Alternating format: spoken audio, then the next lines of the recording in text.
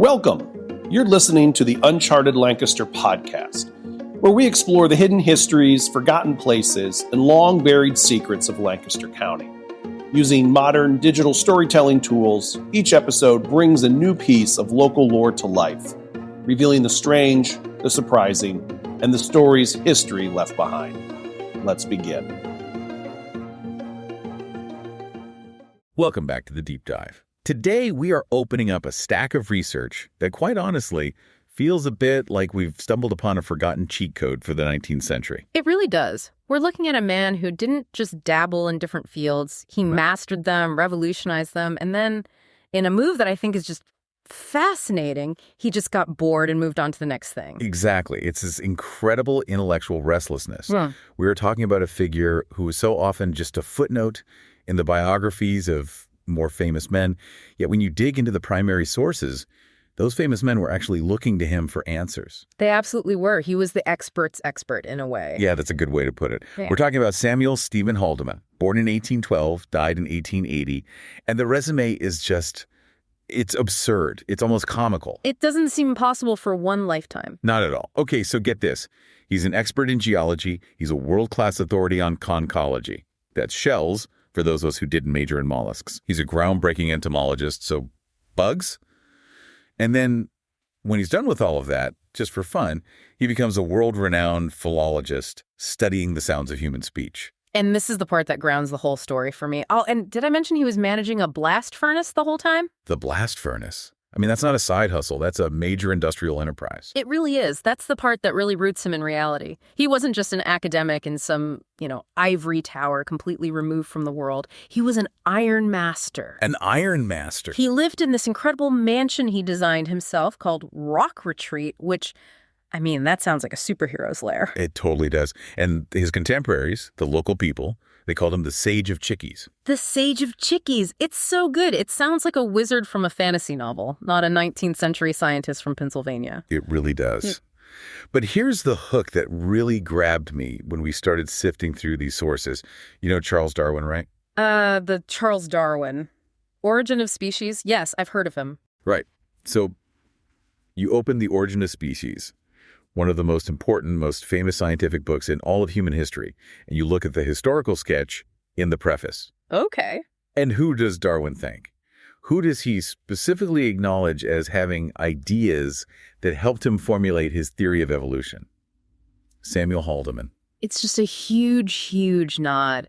Darwin essentially credits Haldeman with understanding and publicly defending the idea of the transmutation of species before the theory of natural selection was fully mainstream. And when was Haldeman doing this? Haldeman was writing about this in 1844. That's 15 years before Origin was published. He was way ahead of the curve. So we've got a guy who Charles Darwin is essentially high-fiving in print. Yeah. A guy who Daniel Webster is supposedly asking for help with his dictionary. And a man who apparently hated quackery so much that he spent his entire life just fighting against it. And we can't forget this. He used bugs to explain his conversion to Catholicism. The bugs anecdote is an all-timer. We absolutely have to get to that. Oh, we're definitely going to get to the bugs in the religion. But the mission for this deep dive is really to try and answer the question, how? How does one human brain hold all of this? And what can we learn from a man who had a strict personal rule about shifting his entire career focus every 10 years? That 10-year rule is, I think, a key psychological insight we'll need to unpack. It just goes against everything we're taught today about specialization, about finding your niche and staying in it forever. Completely. So let's talk about the sources we have in front of us. Yeah.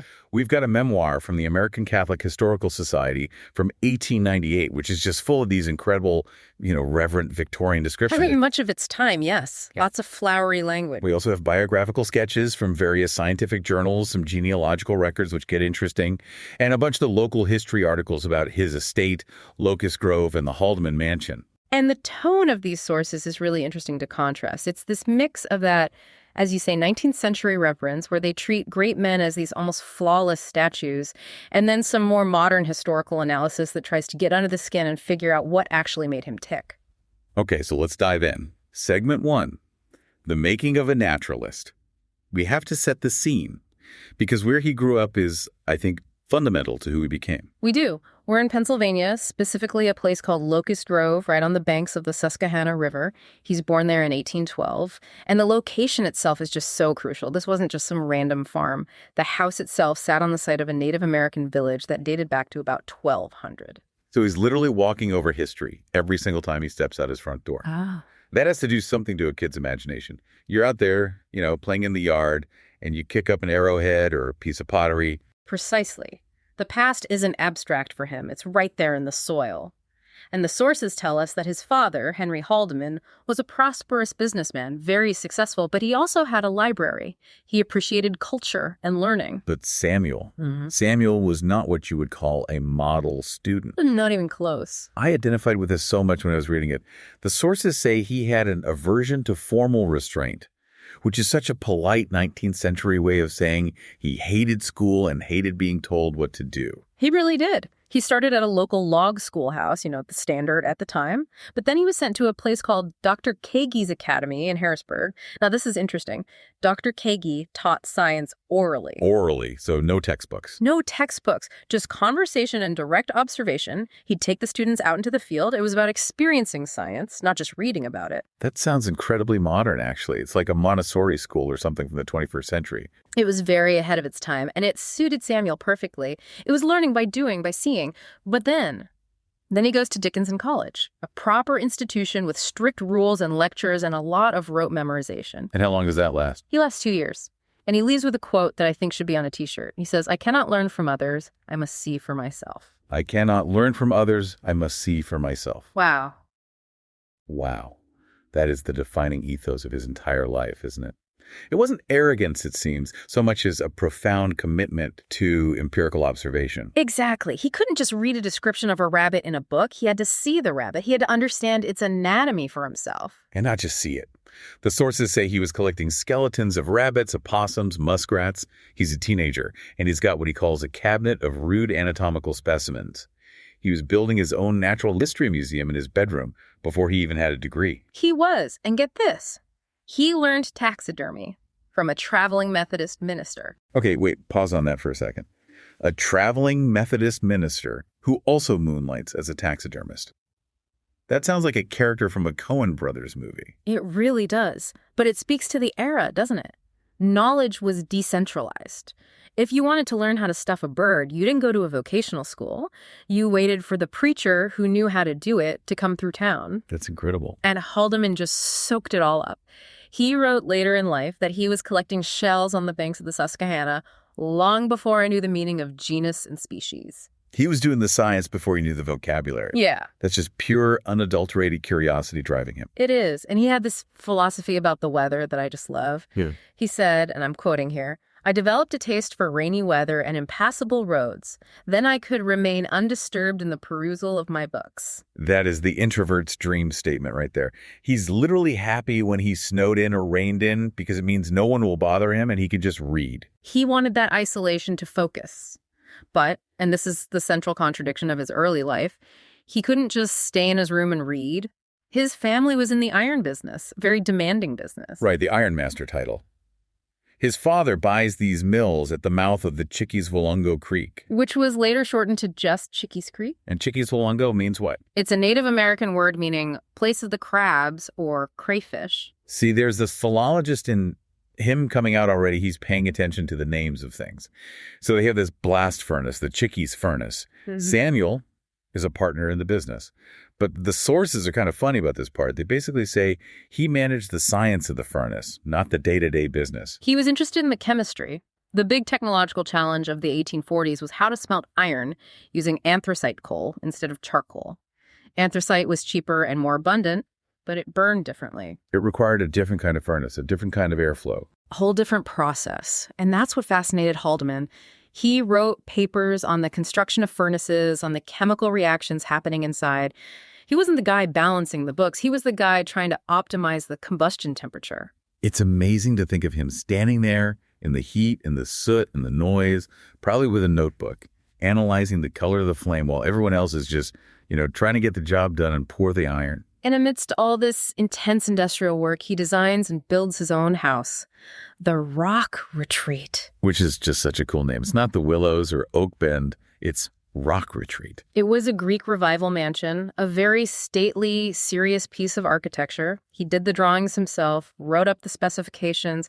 He personally laid out the gardens, planting native trees and shrubs that he'd collected. So the garden was another collection, just like his shells and bugs. Exactly. It wasn't just a house. It was a sanctuary for his work, a living laboratory. A contemporary publication, the Pictorial Sketchbook of Pennsylvania, called it the most stately edifice in this part of the country. So he's got the mansion, he's got the blast furnace, he's got the skeletons in the closet, literally. Now we move into segment 2, eyes on the ground. This is where he starts making his name in the wider scientific community. And he starts with geology. It's the most foundational science, in a way, the ground beneath his feet.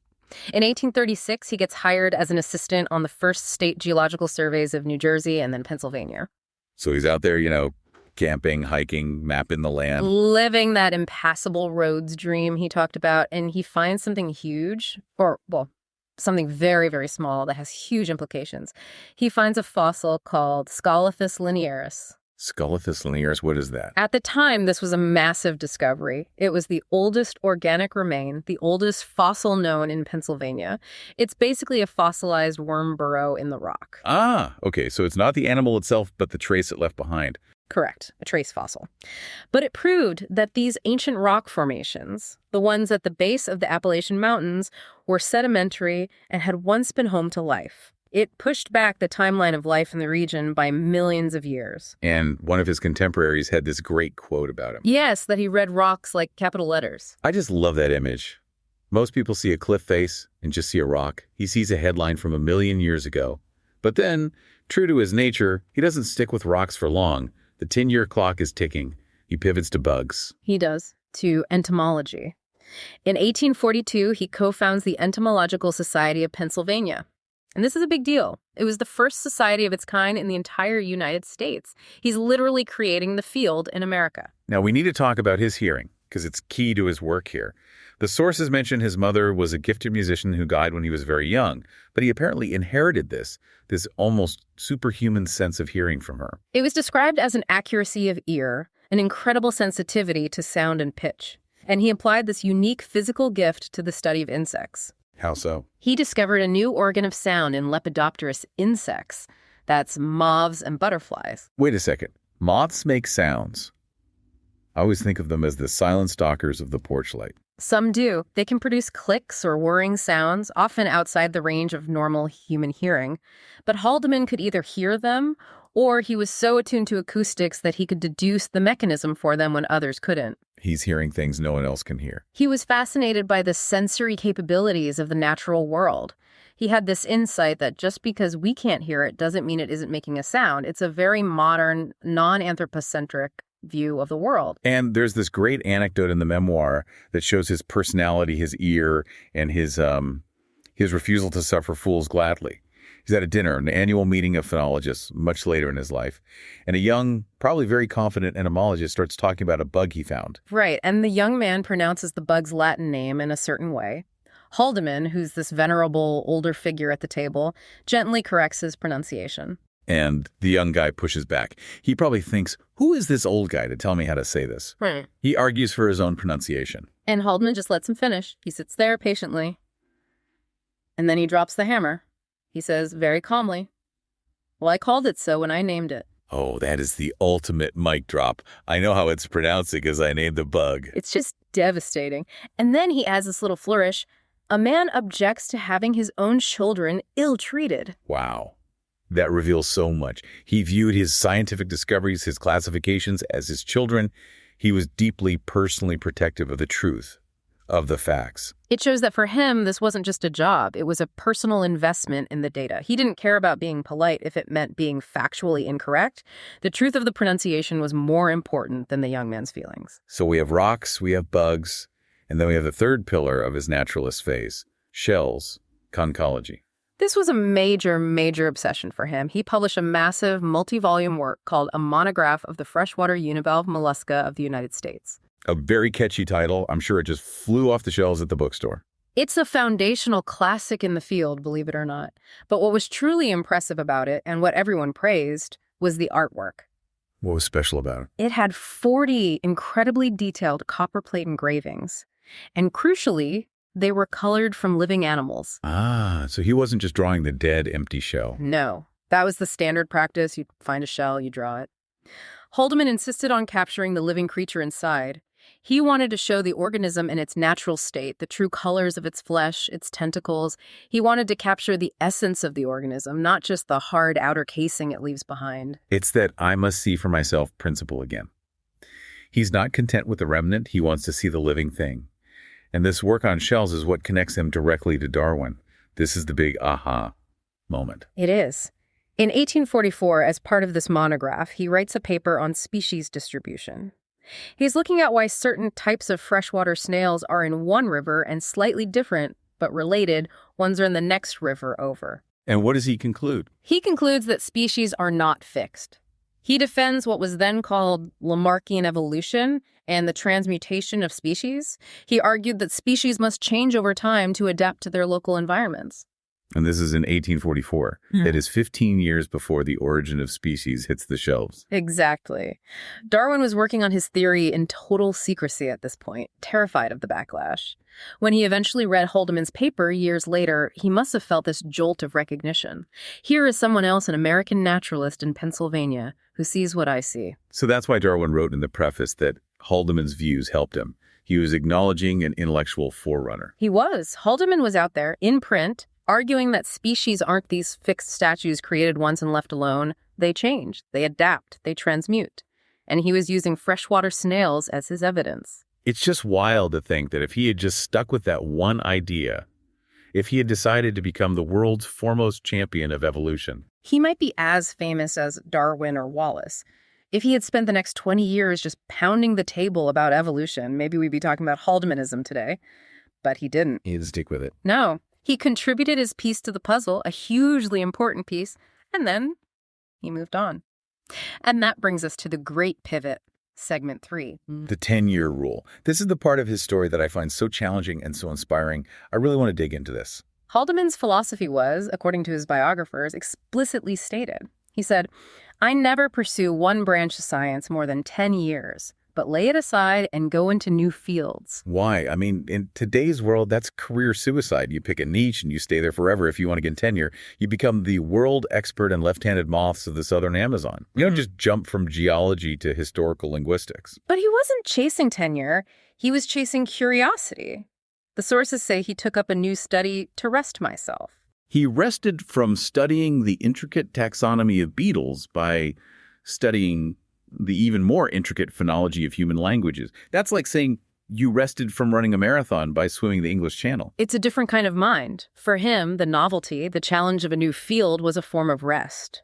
And this next pivot is a massive shift. He goes from eyes on the ground, looking at fossils and beetles and shells, to ears on the world. He becomes obsessed with philology, the study of language. More specifically, phonology, the sounds of human speech. And again, he wasn't just a casual hobbyist. He dives in head first. He enters a major international contest in 1858, the Trevelyan Prize. This was a big deal. It was hosted by the Phonetic Society of Great Britain. The topic was analytic orthography. Which means what exactly? Basically, how do we create a writing system, an alphabet that can accurately represent every sound in every human language, a universal phonetic alphabet? And our guy from Chickies, Pennsylvania, the Ironmaster / bug collector, enters this contest against the top European linguists, and he wins. He beats 16 European competitors, including some of the most famous philologists in the world at the time.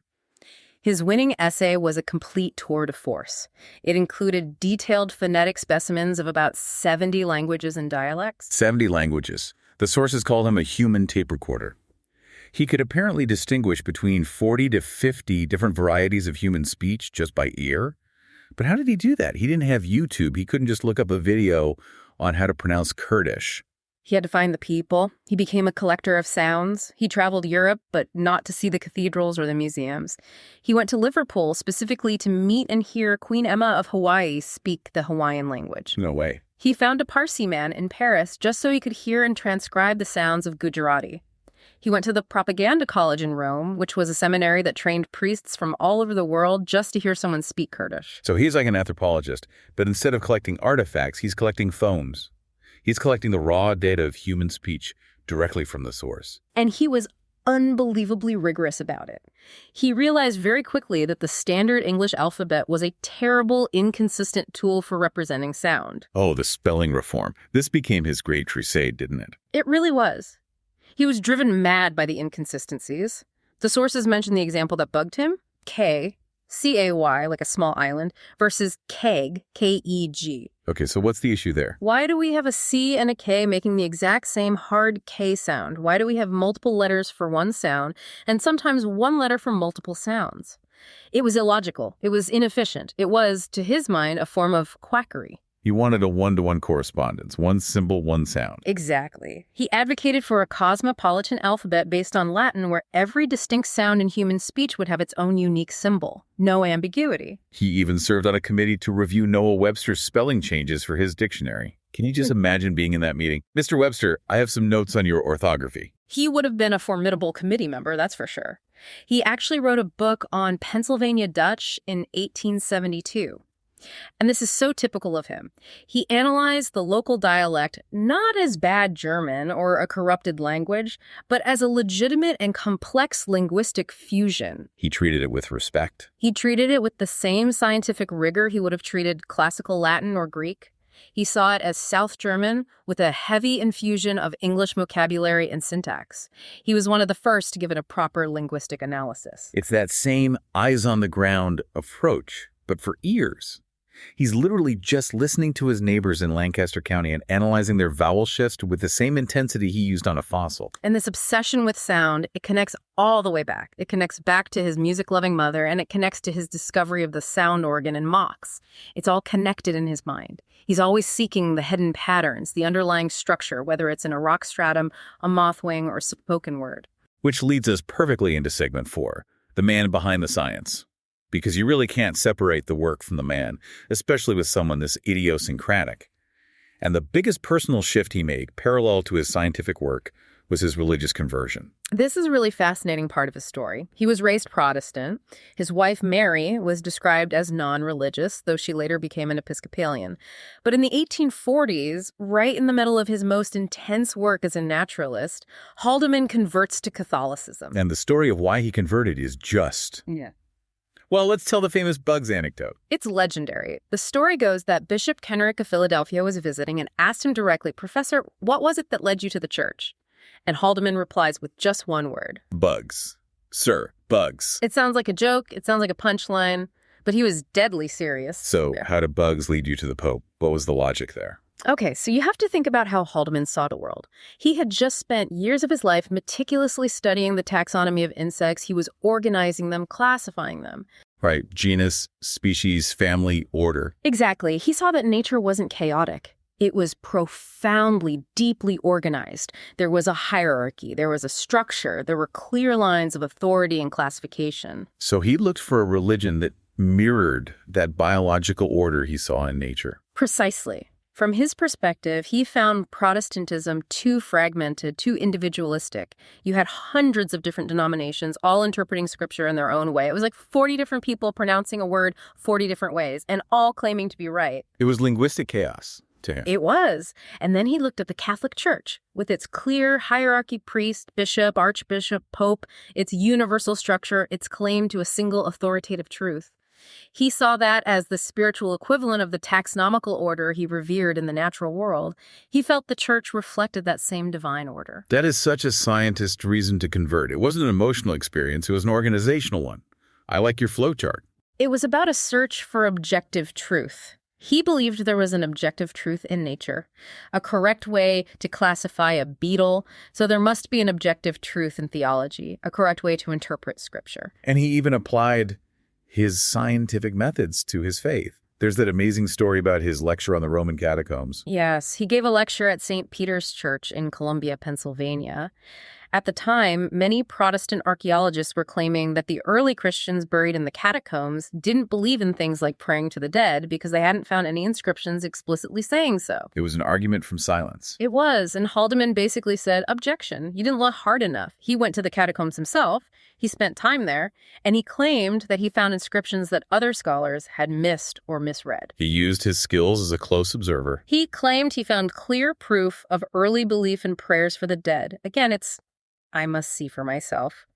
He didn't trust the academic consensus. He trusted the primary data that he collected with his own eyes. This brings us to his personality quirks, because the sources are full of them. They paint a picture of a man who was, well, a bit of a curmudgeon when it came to what he saw as fake news. He detested wild assertion. He had no patience for it. If you wrote something in a scientific paper that you hadn't personally verified, he would come for you in print. He hated quackery in all its form. And his personal catchphrase was reportedly, "Eloquence is fraud." Which is a brutal thing for a writer or a speaker to hear. But what he meant was that if you have to use flowery adjectives and soaring rhetoric to sell your point, your underlying facts are probably weak. The truth doesn't need decoration. Just present the data. Just present the data. He hated superfluous words, which makes it all the more powerful when you read what his peers said about him. The famous biologist Louis Agassiz said of him, "That man Haldeman has an idea behind every word he utters." That is the highest possible compliment from a peer like Agassiz. It means he wasn't just talking to hear his own voice. Every single word was weighed and measured and necessary. It speaks to his intellectual density. No fluff. Now, we have to talk about his family context, specifically his brother, Horace Haldeman, because this really puts the Sage of Chickies into the real messy timeline of American history. It absolutely does. Horace provides a fascinating counterpoint. He was also a convert to Catholicism. Interestingly, the story is he converted after seeing a Corpus Christi procession in Mexico during the Mexican-American War, which he served in. So they both convert, but Horace takes a very different path in life. He moves to Texas. He does. And when the Civil War breaks out, he joins the Confederacy. He becomes a major of artillery in the Confederate Army. He was described in the sources as having an indomitable will, just like his brother. So you have this incredible split. You have Samuel up in Pennsylvania, a loyal Union state, staunchly analyzing languages and bugs, and his own brother is fighting for the Confederacy down in Texas. The sources don't talk much about what the relationship was like during the war, but it just highlights how complex and painful this era was. Even within one brilliant, strong-willed family, you have these massive, tragic divergences. And yet, they shared that Haldeman intensity. Whether it was studying beetles or commanding an artillery battery, it seems they didn't do things by halves. Not at all. Let's move to the final chapter of his life. Segment 5. Samuel is getting older now. He's conquered geology, bugs, shells, language. What on earth is left for him to study? Archaeology. But not in Egypt or Rome or some exotic location, in his own backyard. Literally, in the backyard of Rock Retreat. It's a great story. Late in his life, his health was beginning to fail. His doctor told him he needed to get more outdoor exercise, take up walking, maybe some light gardening. But this is Samuel Haldeman. He doesn't just take a walk. He starts digging a cave. He found a natural rock shelter at the base of Chickies Rock, this big cliff on his property, and he started excavating it systematically. And what did he find? He found that it was a treasure trove. He unearthed indigenous artifacts, arrowheads, tools, pottery shards. He realized that the land he had lived on and studied for decades was a significant prehistoric settlement. He was, once again, standing on history. Mm-hmm. And he published findings on this, of course. Of course. He couldn't just dig for fun. He had to analyze and report. He presented papers to historical societies on the contents of the rock shelter. He was doing significant, pioneering archaeological work right up until the very end of his life. And the end came suddenly, in 1880. It did. He had just returned from a scientific conference in Boston, a meeting of the American Association for the Advancement of Science. He was still active, still engaged with the scientific community. He came home to Rock Retreat, and on a Friday evening, September 10th, 1880, he was found dead at his desk. The sources say the cause was heart paralysis. But dying at his desk just feels so appropriate for him. It really does. He died in the harness, surrounded by his books and his papers. The tributes that poured in from around the world were pretty incredible. There was a local poet, Lloyd Mifflin, who wrote a sonnet called The Storm Clouds in his memory. And here's a detail I just love from one of the biographical sketches. The Prince Imperial of France, that's Napoleon III's son, once asked an American diplomat he met if he knew Professor Haldeman. Excuse me, do you know Haldeman? And the prince went on to call him one of the greatest men living. That is just wild. Here's this guy in rural Pennsylvania who loves impassable roads and rainy days, and the royalty of France is basically fanboying over his work. It just shows you the reach of his correspondence and his publications. He was part of a global network of intellects. His mind was global, even if his body was usually at Chickee's Rock. And what about the Mansion Rock Retreat? What happened to it? It's still there. It's on the National Register of Historic Places. It's preserved. You can visit it. It's run by the Haldeman Mansion Preservation Society. And the source material mentions EVP recordings, electronic voice phenomena. Yes.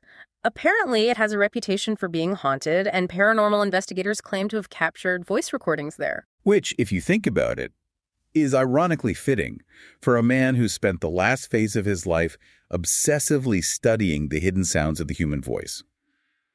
Maybe he's still there, trying to correct our pronunciation from the other side. You're pronouncing ectoplasm incorrectly. It has a short A sound. Exactly. Eloquence is fraud, even in the afterlife. I think he would approve of that. So let's wrap this up. We've unpacked the incredible life of Samuel Stehman Haldeman, the man who shifted fields every 10 years, the man Darwin thanked, the man who hated eloquence and loved bugs. What is the big takeaway here? What's his legacy? For me, I think it's the profound unity of knowledge. We live in an age of hyper-specialization. If you're a biologist, you don't study historical linguistics. If you're a geologist, you don't also run a blast furnace and design mansions. Haldeman just didn't see those boundaries. They were artificial constructs, though. To him, a rock, a bug, a sound, a theological doctrine, they were all just different pieces of the same great puzzle of existence.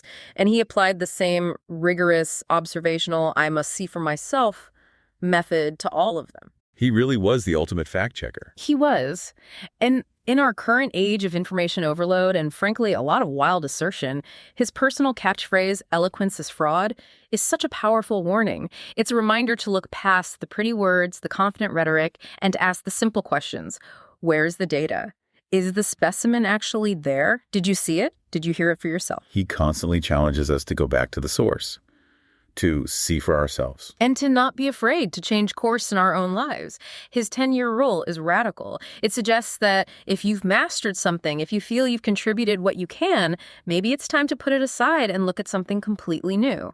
Maybe the next 10 years of your life are for something you can't even imagine right now. I love that. It's a license to be curious forever. So, here is my final thought for you listening. The next time you see a bug crawling on the sidewalk, or you hear a strange accent you don't recognize, or even just look at a weirdly shaped rock in your backyard, just stop for a second, look closer, listen harder, and wonder just for a moment where it fits in the great order of things.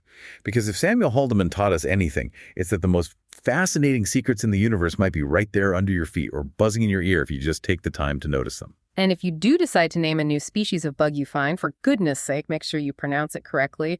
Haldeman might be listening. Absolutely. Thanks for joining us on this deep dive. We'll see you next time. Thanks for listening to this week's episode of the Uncharted Lancaster podcast. If you enjoyed the episode, be sure to subscribe and leave a rating or review wherever you listen. It really helps more people discover the show. For more fascinating local history, visit unchartedlancaster.com. And if you'd like to go deeper, check out one of Adam Zern's books at unchartedlancaster.com/books. Until next time, keep exploring.